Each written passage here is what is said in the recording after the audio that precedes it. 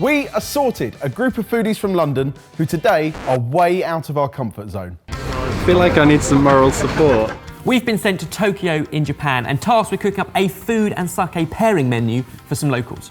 I'm so nervous. So, first job is to immerse ourselves in the culture, food and sake to work out how we achieve probably our biggest challenge yet. This might be the hardest thing we've ever done.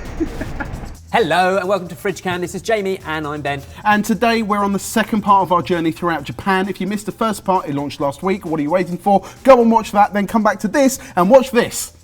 In our last episode, we had experienced the unique umami flavour you get from pairing the right sake with an incredible seafood dish. So today, all we had to do was choose the right sake and invent an incredible seafood dish. Easy. Yeah, I think we might need to eat, drink and learn a lot more. So in order to do this, Jamie and I travelled to the countryside via a 45-degree onsen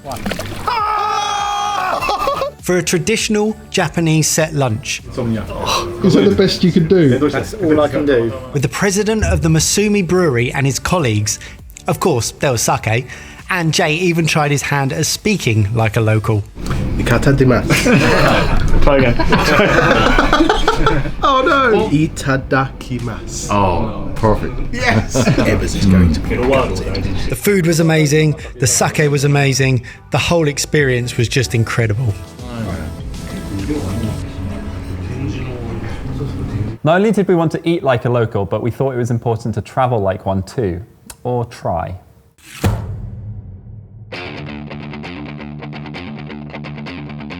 Shinjuku Station, used by over 3.5 million commuters a day, making it by far the world's busiest transport hub. With 53 platforms, over 200 exits and a complex map system, it'd be tough for two teams of dweeby tourists split either end of the station to navigate to this statue using no devices, wouldn't it? Yeah, but you're learning to read Japanese, what does I say? Hidabo. Why don't we just ask someone? Oh wait, mate, there's a tourist information centre. Should we get a map? Let's go and get a map. Go and get a map. I've been told to find the golden lion. Cross the road, this area. Brilliant. Were you impressed with that? Oh no, did you say something? Sumimasen. Lyon. I guessed. I can't believe that actually worked. I'm gonna have to get in the map like Joey. Where did the East Square go? Well, the signpost seems to say that way, but then that's a mirror. Anyone know where the golden lion is? We don't have time to make a video! It's there! It's there! What? That's the triangle, that's the triangle. I do not want to lose the Ebbers. Here, here, Mike! Jamie! It's the first time Barry's won anything. He's very excited. It's supposed to be here, right? Look, look! So we got to walk around and see if there's a lion!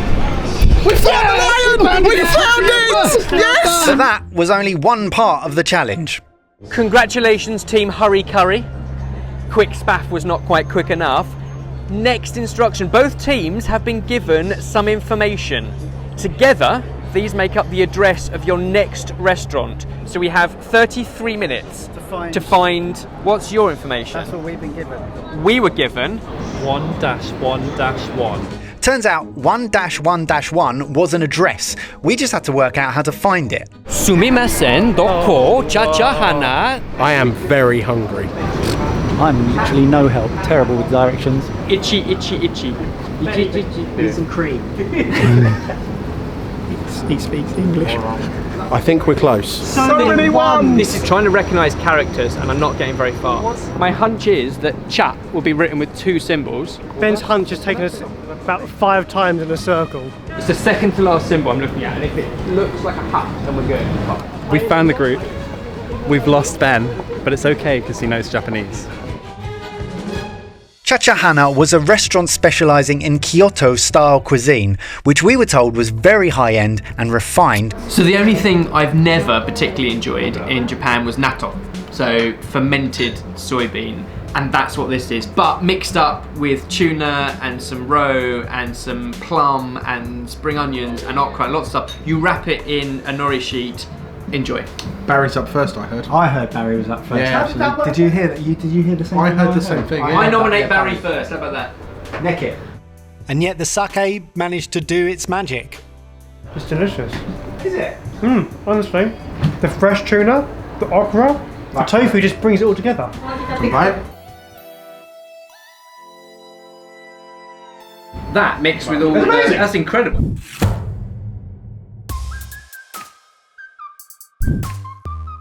We needed to sample some more sake to get an idea of what we liked and thought would work. So where better to do that than an all-you-can-drink sake bar. We brought our own food to experiment with and got tasting. I found the one that I think was most local. It's called Shibuya Crossing. I think I might have found my new favourite concept. Like 50, 60, 100 sakes and you can just keep trying. Oh, damn, that's good. This is, I think, the favourite so far. Super geek time. Here we were told about the sake brewing process. The water used has little to no iron in it because that gives an undesirable taste to the sake, and iron also tends to amplify the fishy taste in seafood, so you can end up with a fairly unpleasant aftertaste. Therefore, lack of iron in sake is what makes it pair so well. You will never understand how much he enjoyed telling you that. Science. Remember the sake brewery president from earlier? Well, he very kindly showed us around his Masumi brewery to help us understand so much more about sake than we'd currently known. Miyasaka-san talked us through how, even though this is a family-run brewery, it's still very small. It's actually one of the best and most successful in all of Japan. In the 1940s, they won the best sake in Japan competition. 酒コンペティションで、日本一位を取ったんですね。 Secondly, they discovered that they were using a unique yeast to make the sake. It's called number 7 yeast, and nobody else was using it at the time. Now, 60% of all sake brewed in Japan uses that same yeast. This is the exact location where the number 7 yeast was first born. One of the biggest questions that we've had since we've been here is, why is sake so important to Japanese people and to Japanese culture overall? And Miyasaka-san was able to talk us through, the big thing is rice and how connected rice is to the gods that the Japanese people believe in, which I think is really interesting because you see why there is this dedication to getting sake right. And Miyasaka-san talked us through Kaizen, constant innovation, always looking to improve on what they're doing. Mike and I were then treated to the best sake tasting we've ever done. Kanpai. Kanpai. Wow, you're going to love that one. You're going to love that one. We've chosen 2 of the sakes for our food challenge. The first sake is a Junmai Daiginjo that uses the number 7 yeast. That's important. Oh, that's lovely. Very clean. And the second one is a sparkling sake, and we think that's going to go really well with some of the seafood that we might have in mind. 海の海岸、海の近くにそのフレッシュな魚とピタッとくるような酒があって、で山の中の酒にはその山の食べ物にピタッとくるような酒があるというような方向へもう一度戻り始めていると思いますね。 We should have brought James and his arms. Earlier in the day, through an amazing lady named Rebecca, who you'll meet in a sec, we managed to secure, quite literally, a once-in-a-lifetime restaurant experience. But we'd kept it from the chefs until now. It's quite a new restaurant. It opened only in June 2018, was opened by a guy called Thomas. He was the head of research and development at a restaurant called Noma. We are being invited in to the test kitchen to meet the team who create all of the recipes for the restaurant for a completely unique dining experience, and that was the guys finding that out for the first time. Happy birthday! As if this trip to Japan couldn't get any better. Wow. That's it. I genuinely lost for words. He's lost for words. That meal was crazy. The first person we met was Rebecca. She's a sake expert and a passionate advocate. She sat down with us and taught us more about sake in the meal than we've ever learned before. So it's always been part of societal tapestry and the cultural tapestry, but it's also part of the environmental tapestry of Japan. It's very much an agriculture-based product. It looks like a distilled beverage. It drinks like a wine, but it behaves like a craft beer. Sat in the development kitchen and we had course after course after course, each paired with a sake, but the first one was, I think, new to us all, monkfish liver with like a berry shard and some beech nuts paired with a sake that just took the whole dish to some different dimension. They're both so mellow, so they're not warring together, they're pairing really well together. The sake's not taking anything away from the dish, which I feel like it could if it was the wrong pairing, because the dish is just it does just melt away. And the courses kept on coming. Each one of them was paired with an amazing sake, and Rebecca took us into more depth of why each sake worked with each course. With sake, it doesn't fight with food.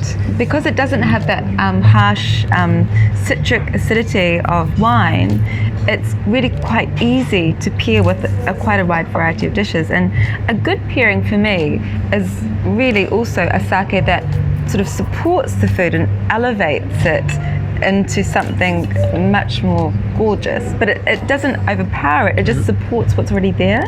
What struck me about all the dishes was kind of the intrigue, the curiosity, the unknown. I think there were so many ingredients there that we'd never heard of before, but the chefs explained them with such passion. They didn't just tell us what they were, but where they'd come from, why they've gathered them, and what they've done to them to make them as exceptional as they were on the plate.